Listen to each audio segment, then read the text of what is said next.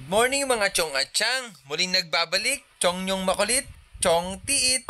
Kayo bagay naiinip na sa buhay? Ay siya'y tara, mag-makeover ng bahay. Kung inyo ngang makikita, aringat nagtukla pa na, ay talaga namang kailangan na ng masilya.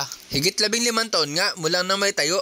Ay tuo nga ngayon lang makakatikim ng paligo. Hindi man kalakihan, tamang kasyanan lamang. Kaya naman nang magyakag ang inyong tiyang, ay sabi ko nga tara na at akin ang babanatan. Iring nga at hinagilap ko na itong mga palita para naman makutkot ko na ang mga lumang pintura. Pero bago ang lahat ng yan, ay grinender ko muna itong mga bitak na inyong nakikita. Pinalaki ng kaunti ang dati gahibla para maremedyohan at hindi na lumaki pa. Marine epoxy nga ay pinaghalo ko na at siya kong itatapal sa mga bitak na linya.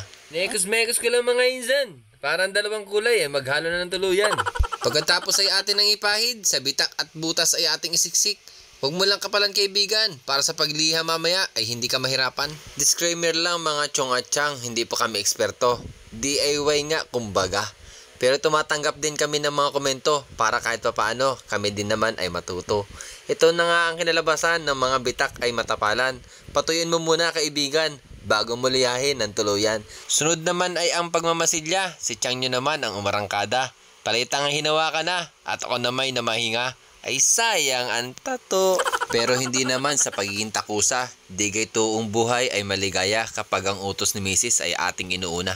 Mainam pa riyan ang pagtutulungan para gawain ay gumaan. Ika nga nila, two heads are better than one. Mabalik tayo sa pagme-makeover. Ito na nga ang kinalabasan ng mga sumpa ay matabunan. Sadyang hindi pala biro ang magpintura. Ito pa nga lang ay nakakapagod na. Idagdag mo pa ang gabok sa pagliliha. Kaya sa lahat ng mga pintura na nanonood, saludo ako sa inyo mga chong. Maya-maya nga ay nilapata na.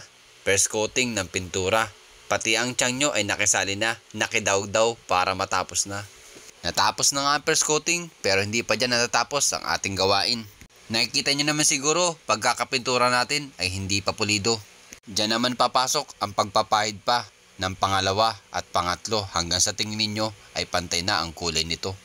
Sa puntong ang ito ay pawisan na ang tiyong nyo, pero kung tatanungin nyo ay mas gusto ko yan para mas maging ganado. Ito na nga ang before mga chong, pagmasdan nyo. At na nga ang after mga chong at chang, sura ng profesional ang dumali. Sa pakawari ko naman ay ayos na. Abangan nyo lang sa mga susunod na eksena.